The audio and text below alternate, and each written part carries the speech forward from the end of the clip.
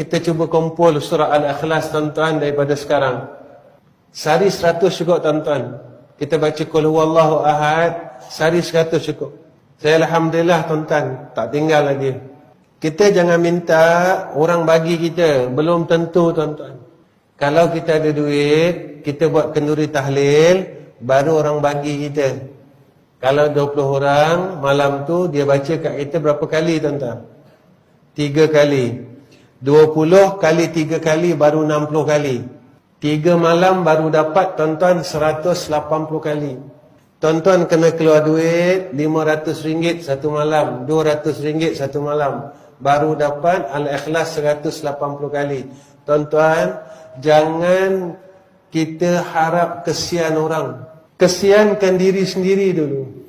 Kalau setiap hari kita boleh membaca surat Al-Ikhlas 100 kali, sebulan kita telah kumpul 3,000 kali. Kalau 10 bulan tuan-tuan 30,000. Kalau Allah masih bagi kita umur 10 tahun, kita telah kumpul 300,000, hampir 400,000 tuan-tuan. Tak lama tuan-tuan, Al-Ikhlas 100 kali dalam 5 minit, 10 minit macam tu. Tuan-tuan, tak boleh ke kita bagi masa untuk Allah dan Allah tak ambil faedah? Kita baca Al-Quran, kita baca suratul Ikhlas, Allah kembalikan ibadat itu kepada kita. Allah tak ambil pun. Dan menjadi kesenangan kita besok di dalam alam barzah. Saya nak beritahu kenapa kita degil sangat tuan-tuan. Kenapa kita degil dengan Allah? Sebab umur ni Allah bagi, dan tak ada siapa tahu pun masanya dia nak balik jumpa Allah Subhanahu wa taala. Tuan-tuan, bila umur kita semakin hampir kepada liang lahat, janganlah kita berdegil dengan Allah. Sebab masa ini adalah peluang.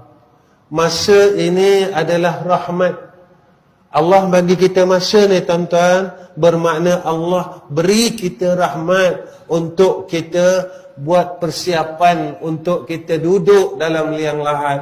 Ini sebenarnya bukan Allah bagi kita hidup hari ini, kita buat perkara yang sia-sia, buat perkara yang biasa kita buat, yang tak boleh menyelamatkan kita di dalam alam barzah. Cukuplah, saya nasihat diri saya, berhentilah, cukuplah, sudahlah, baliklah kepada Allah. Sebab malaikat maut berada di tengkuk-tengkuk kita masing-masing, menunggu masa untuk dicabut roh daripada jasad. Kita kena buang malas ini tuan-tuan. Kita tak ada masa dah. Kita kena buang malas ini. Kita kena buang tangguh untuk buat amal saleh. Tuan-tuan, apa yang jadi di dunia sekarang, keliling kita, semua menunjukkan tanda akhir zaman. Takkan kita nak bersukaria lagi sambil kita bermalas-malas lagi.